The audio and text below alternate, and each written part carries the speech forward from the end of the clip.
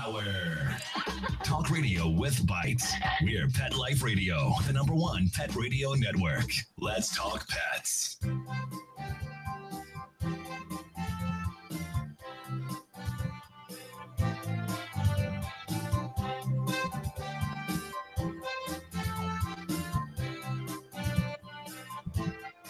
Okay. And good morning, good afternoon, whatever the case may be. You are here live with Dr. Jeff Werber here, your host for the next 30 minutes on Pet Life Radio's live call-in show, Ask the Vets with Dr. Jeff. Keywords there, live call-in show. So that means we want to hear from you. I want to hear about your pets. You can get a hold of us a few ways. The easiest is 877-385-8882. That's toll-free, 877-385-8882.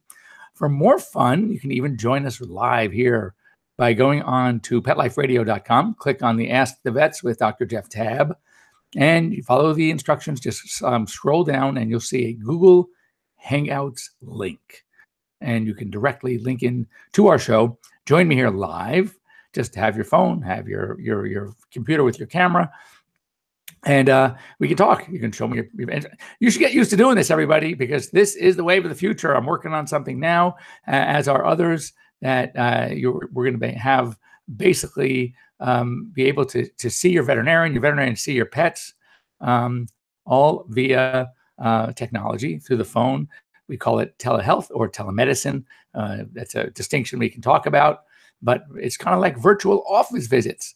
So get used to getting that phone and tracking your dog, watching it walk so we can evaluate that limp, showing a close-up of their face so we can see what's going on in their eyes or their teeth. And it's when you think about the fastest growing segment of the pet owning population are millennials.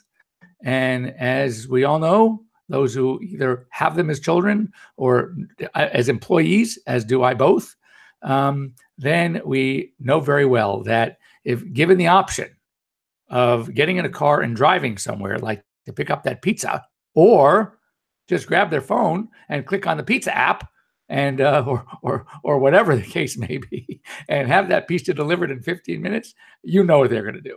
So anyway, yeah. So if you want to practice, just go ahead and grab your phone and join us here on Google Hangouts, and we can talk pets. Anyway, I hope everyone had a great week. Weather-wise, it's still cold out there in many places, so all the cold weather tips, I know the American Veterinary Medical Association and the American Animal Hospital Association are continually warning owners about not leaving your pets outdoors. I know we talked last week about cats hiding under hoods of cars, so that's an important one. You want to be really careful there too.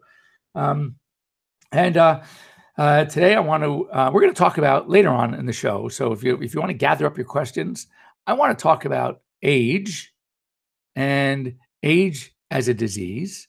And also, interesting, I was, someone started following me new on my Instagram and was thanking one of our other listeners who told her how to get a hold of my podcast here on Pet Life Radio through visiting Pet Life Radio. And the YouTube's, the links are set up for my podcast on the shows. So you guys should be doing that. If you don't have a chance necessarily to hear a whole show, or you miss a show, you can go online, Pet Life Radio, and grab links to our old prior shows. And maybe you'll learn something. Maybe something will help you. Maybe you're dealing with something now with your pets, and it was the subject of one of my prior shows. And what we're going to talk about today is age and age as a disease. Think about it. Is age a disease? So we'll get to that. Firstly, I want to just talk about some news items that I'll come across that I find very interesting for me and hopefully for you as well. And this was a good one. This is a good one because I am continually asked what I think about this. And what is this? This is raw food diets. I personally am not a huge fan. I don't eat a lot of raw food, so I do like sushi. But as we know, sushi grade is very specialized. And this came out of the Netherlands, and a bacteria and parasites found in raw pet foods, Listeria, E. coli, Salmonella, Sarcocistis, toxoplasmosis. That's a lot of parasites and bacteria. And many of the bacteria were antibody resistant. So the researchers wrote, their quote, not mine, raw meat pet food could pose a serious risk to the animal health and public health. So my recommendations, proceed with caution. If you're going to feed raw food diets, check with the company. Make sure there is some step in the process of preparing the food, the raw meat. Sometimes it's called flash freezing. There are some techniques that can be used to kill off bacteria and parasites, but we don't know if everyone is doing it. Yes, let's go back to the old argument. But doctor, I mean, in the wild, in their ancestors, they, would go after the kill, and then they would eat the raw meat. They didn't get sick. Wait a second. Our pets are so domesticated now. The gut flora of then is not the same as the gut flora of today. So it's not necessarily true that just because the dog's ancestors did it, that our dogs, our pet, pampered, domesticated dogs and cats should be eating raw food. So I'm not saying don't do it, but do your homework. But when I see an independent article like this, it certainly raises my eyebrow, and it should yours as well. So another thing, canine influenza. We've heard a lot about it. There's the strains, the H3N2, H3N8, up in the San Francisco Bay Area. They've been seeing a lot of cases, more than normal. I would say if you should check with your veterinarian. If your veterinarian is seeing cases, there is a vaccine available by Zoetis that is a anti-influenza vaccine, very effective on all the strains, the key strains, and I talked to your veterinarian about it. This was really cool. This is a nice story. So, sometimes we get some, kind of feel-good stories coming out, and this is one of them. Gwinnett County, Georgia, the Department of Community Services, Health and Animal Welfare divisions are teaming up, and to those clients that need home-delivered foods for whatever reason, they're immobile, they are, extremely, can't get out, they have nobody, they don't drive anymore. A lot of them have pets, of course, because as we know, pets are a big benefit to these kinds of people that have these problems. We know that the seniors do well with pets. The single people, mostly the elderly, that are widows and widowers that are left now alone, do very well having pets. So now the department is teaming up with animal welfare, and they are delivering pet food for the pets as well as human food for them. And that's really cool. That's a great program. Here's another problem that we're going to be probably seeing a lot more of, because as we know, as of January 1st, or maybe January 2nd, many more states, I shouldn't say many, there are a few more states, including California, that have officially legalized marijuana. Prior, there were a few states, and the only one with a veterinary school was at Colorado. And so CSU, Colorado State University, was the only university that was actually studying the science and the benefits and the hazards of marijuana and pets. So anyway, this problem is that marijuana farms, this is happening in Northern California. No wonder that Northern California, they'd be growing a lot of pot. They are using, the farmers are using anticoagulant rodenticides to protect the crops from rodents. The problem is that owls and other birds are also feeding on these crops and are finding that these are being killed because of the rodenticides. The fear is that as more of these animals are being killed, the predators of these animals will also be killed, because once the anticoagulant gets into the bloodstream of the rodent or the owl or the fish or bird that ate it, then another animal comes and eats that bird or the rodent, then that rodenticide is going to get to them as well.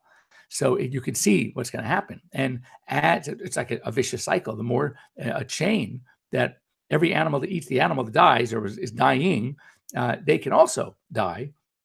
And now that we are decriminalized in certain states, the problem can magnify. And it just brings me an interesting story. A number of years ago, I do a spay on a friend's dog. And of course, as Murphy's Law would have it, whenever you're going to work on a friend or a family's member pet, something's going to happen. It's never straightforward. But anyway, post-surgically, this dog is bleeding way more than it should. And we're very, very careful with the spays, and we ligate very well. It was unlikely a slipped ligature, but after seeing how much the dog continued to bleed, we reopened her back up, checked all the ligatures, everything was intact as suspected, but she was still bleeding from everywhere, not just where we cut. So it concerned me a lot. So I called the owner, a friend of mine, and I said, this is really weird, but she is still bleeding more than she should be bleeding, and it's not ligatures. Everything has looked fine in there. There was nothing usual. If I didn't know any better, it almost looks like she got into rat poison. And he looks. This is on the phone. He says, "What do you mean rat poison?" I said, "There's no rat poison. It's a rodenticide, and what they do is an anticoagulant. So when the rats eat it, they start bleeding, and they can literally bleed out, and they die." He goes, "Oh my God, that's really interesting." He said, "I didn't think to tell you this, Jeff, but Elkie ate a rat about 4 days ago. I found her. She walked in the house with a dead rat in her mouth."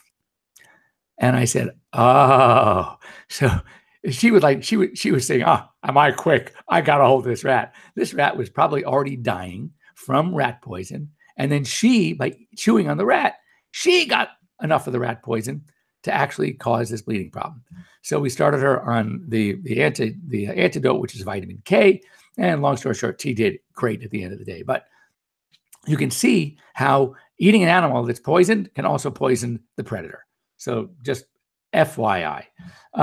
Speaking of marijuana and the cannabidiols, the American Vet Med Association is now developing some cannabinoid resources for veterinarians because most of us, it's been illegal for so many years. We're not used to using it. And so the guide is going to describe basically, the legalities, how the cannabinoids work, risks to the pets, symptoms and treatment in case there's toxicosis, acute toxicosis, and what are the effects of chronic exposure as well.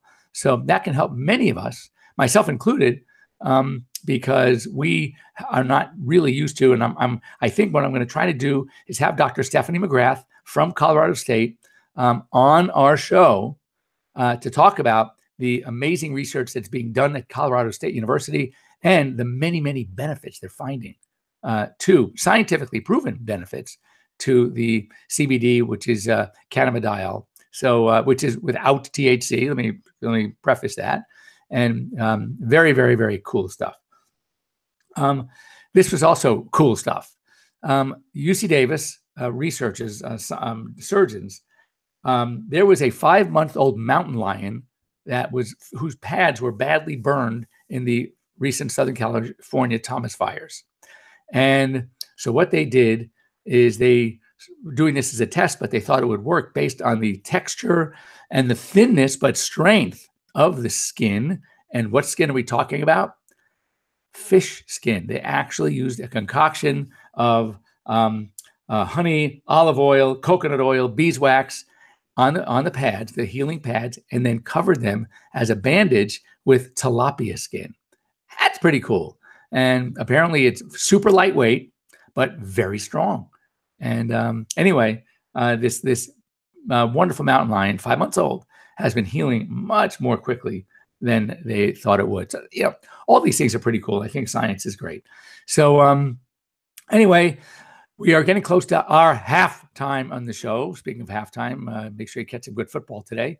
And I would, so stay tuned. We're going to talk about age. We're going to talk about age as a disease. Is it a disease? Well, we're going to find out. So don't go away. We'll be right back here on Pet Life Radio's Ask the Vets with Dr. Jeff. Don't go away. We'll be right back right after these messages. Stay tuned. Molly, here's your dinner. Zeus, that's not your food. Don't let that happen to your precious cat. Elevate your cat's eating experience with the Cat Tree Tray. The Cat Tree Tray keeps your cat's food off the floor and conveniently located on the cat tree. It's the perfect way to eat. It's a beautiful wrought iron tray that easily attaches to your cat tree and keeps dogs and other critters out of your cat's dish. A must for multi-pet households. There's a 6-inch tray for large bowls and a 4-inch tray for smaller bowls. Purchase your Cat Tree Tray today. Go right now to cattreetray.com. That's cattreetray.com. CATTREETRAY.com.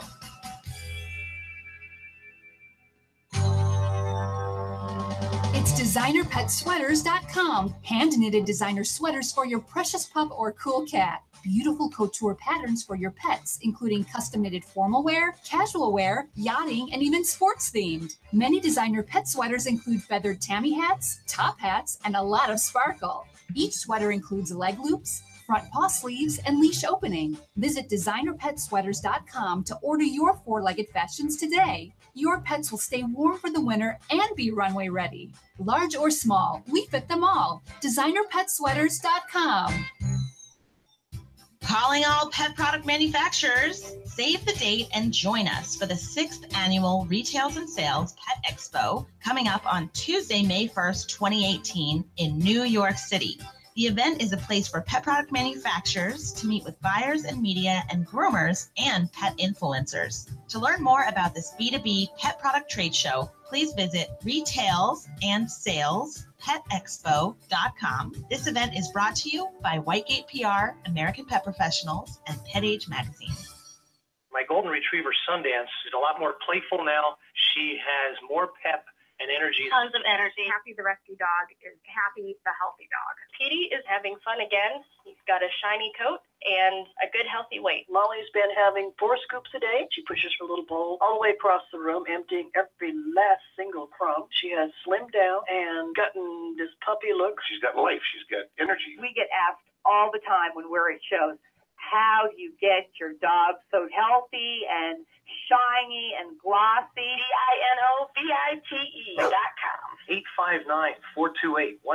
The omega-3 fatty acids, flaxseed, zinc, alfalfa, the digestive enzymes that are cooked out of regular dog food. Dinovite is nutrition. Just feed your dog right. Do the Dinovite. 859-428-1000. 859-428-1000. Dinovite for life. DINOVITE.com. Begging to hear more of your favorite show? Full episodes of all our shows are available on demand. Go to PetLifeRadio.com to fetch our entire lineup of Possum Pet podcasts. Also, dig us up in iHeartRadio and iTunes. Let's Talk Pets. Live and on demand only from Pet Life Radio. Let's Talk Pets. Let's Talk Pets. On Pet Life Radio. PetLifeRadio.com.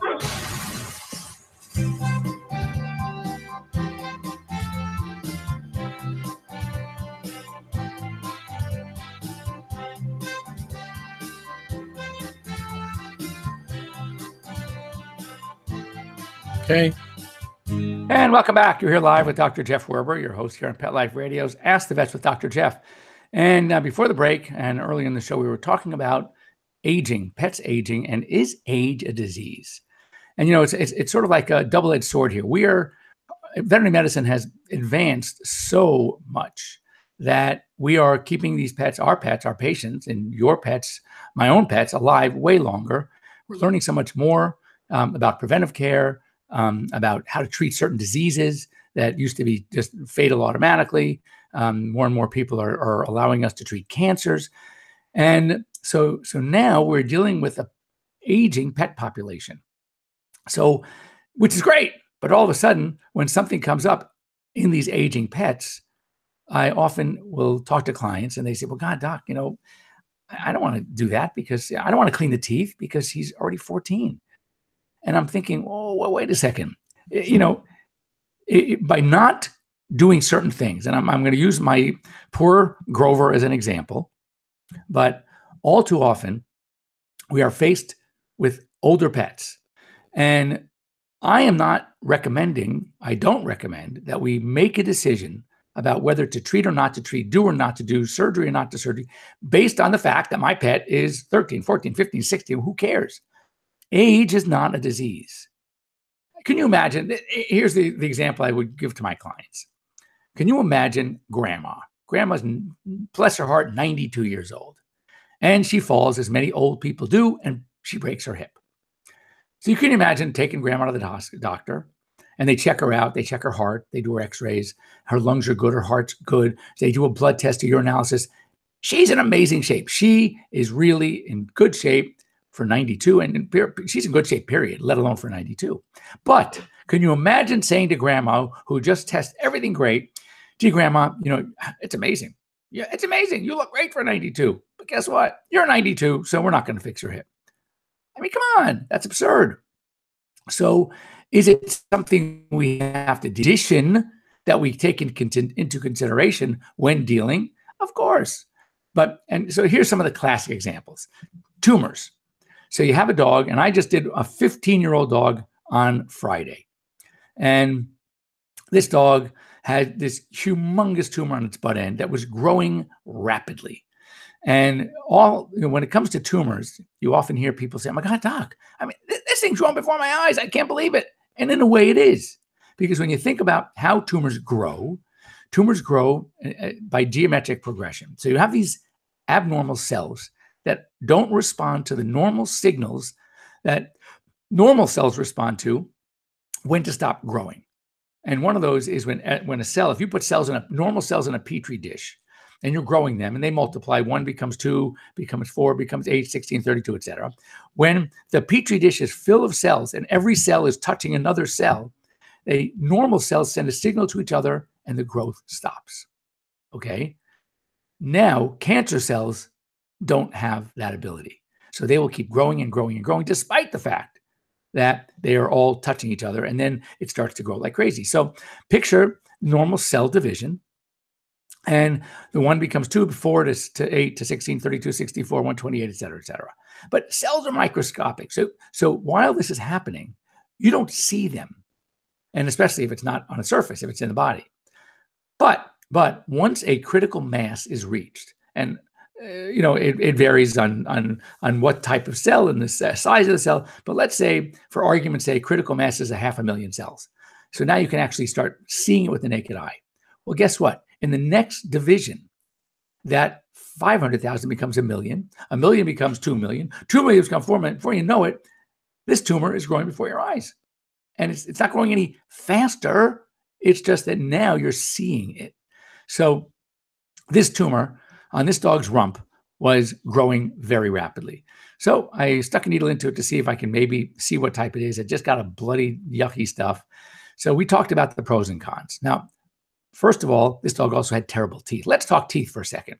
We know that as teeth get really bad, as the gums get infected, the bacteria in the mouth start traveling in the blood, and they colonize in the heart valve, called endocarditis, and also in the kidney filtration system called glomerulonephritis.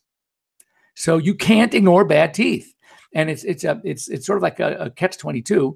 But what's going to happen is the longer you wait for fear of the procedure negatively affecting your pet, the more likely your pet will be affected because of the disease.